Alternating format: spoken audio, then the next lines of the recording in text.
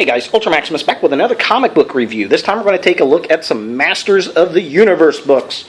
First off, Masters of the Universe was rebooted by DC Comics, and I am really digging it. The first issue is all about Hordak and his origin, and looks like we got Zodiac down here. He's apparently there was a big army of them against Hordak's evil horde and them, and they go through and kind of make this big epic story of Hordak coming around, and he's the one that survived, and they're kind of going through and really kind of setting the whole series up, which is pretty cool.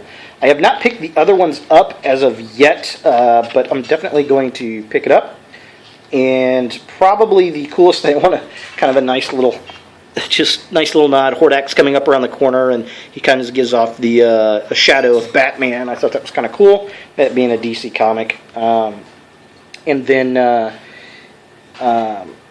kind of cool at the end where he's kind of taken over, by the powers dark incarnate. I have the power. So they kind of set that up. Now, I think they're on issue like 8 now for the Masters. And I definitely want to pick some of the other ones up.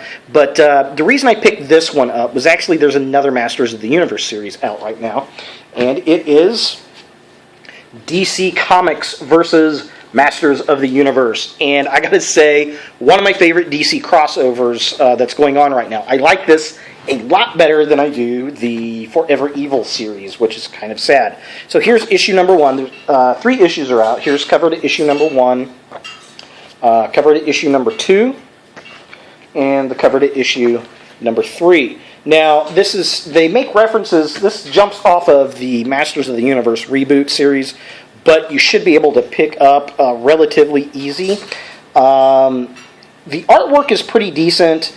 I'm not too big of a fan of He-Man's outfit in this series, which is different from the Master series. I need to pick it up and see if they changed it, what was going on. He kind of looks like that newer version of He-Man that was after the original series, I guess. I don't know. Just not too much of a fan of that costume. Evil-Lyn looks pretty good. So does everybody else. Some people have totally revamped costumes and some don't.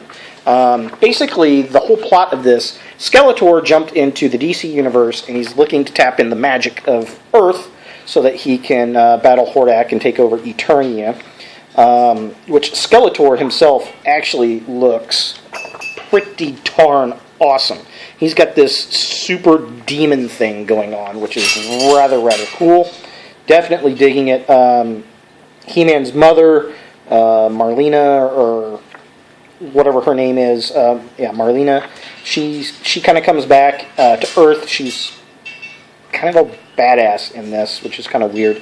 They're trying to find the mages of Earth to kind of help stop Skeletor, and He-Man and Teela and them decide they're going to take Evil-Lyn and have her take them over to Earth to stop Skeletor. And of course Evil-Lyn just wants to get back into Skeletor's graces. So this is kind of just setting everything up. Not really much going on in that particular book.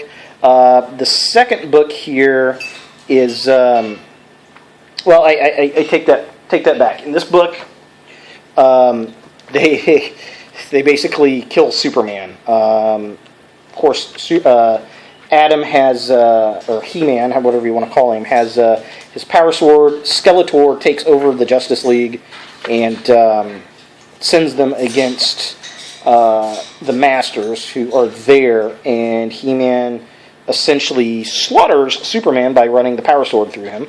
Let's see, where is it at?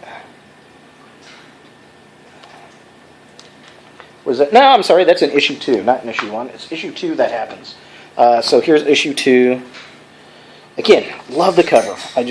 Very cool stuff. Yeah, this is the one where Skeletor runs into the Justice League. Yeah, and he kind of takes over the Justice League with magic, except for Batman. All the while, Man-at-Arms and some of the others are trying to get back over. Constantine takes the Masters that are there to the Batcave to deal with Batman. And there's a great line here with Teela, where she's like, Evil-Lyn's like, whoever he is, I like his style. And Teela's like, let's get out of here. I think this guy kills kids. Walking by the Robin costumes, which absolutely hysterical. So they kind of go through this whole thing, and yeah, Superman's possessed by Skeletor, and of course, He-Man just runs his sword through him, which is really, really cool. And then all the heroes are now like, okay, we're going to go after them. So issue 3, here's the cover. So they're like, okay, yeah, Evelyn taking them out. Basically, they're dealing with the aftermath of that, and He-Man is actually going to surrender to them because he didn't know that it was a champion, and all this, that, the other. Evelyn kind of takes them away. Now they're kind of staged as war criminals. Man-at-Arms and some of the other Masters come looking for He-Man. They run into some of the other heroes who basically say, hey, these guys are bad guys. You know, they're with He-Man. He-Man killed Superman. So it starts this ripple effect, which is really, really kind of interesting. Nobody knows really what's going on, which, you know, that's the typical crossover. The good guys fight at the beginning, and then they're going to team up to beat the bad guy. That's the Universal story, and they're doing it very well, and they're doing it in an interesting fashion. And it's got some very quippy writing. Some of the characters, I don't care for their revamped costumes, but, you know, what are you going to do? That's what it is. So there it is, Masters of the Universe. The reboot series is pretty good. If you're a Masters fan, you're definitely going to like it. If you're a Masters and a DC Comics fan, you got to pick up DC Universe versus Masters of the Universe.